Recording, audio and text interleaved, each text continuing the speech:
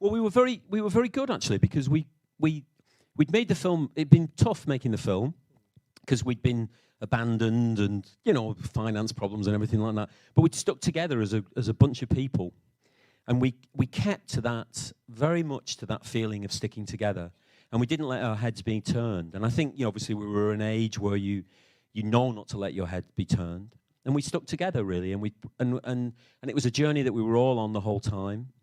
And we put some things in place to look after there were two of the kids. We came from very poor backgrounds, and we'd already put in place a trust to make sure that they got some education and that they had somewhere half decent to live and stuff like that. So we'd done everything really, so that when, you know, its profile starts to rise and people start to ask questions, we felt very comfortable that we'd behave very well, and what would be, you know, and it was Searchlight, really. I mean, Pathé, we have a deal with Searchlight in America and Pathé in Europe. And Pathé stuck by us right at the beginning when it was very, very tough. So you feel a great loyalty to them because of that. But Searchlight were extraordinary, the way they drove the film.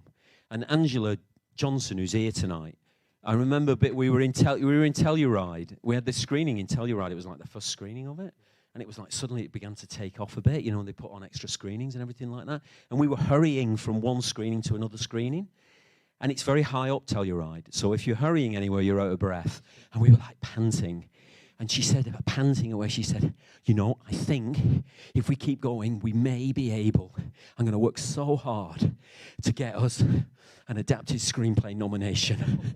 Like that. And that was the first time it was ever mentioned. Angela mentioned it. And she's brilliant at it. She's secured amazing number of adapted screenplay nominations in her career for different films through Searchlight. And you need a team around you. I mean, you guys know this. You need a huge team because it becomes an enormous operation.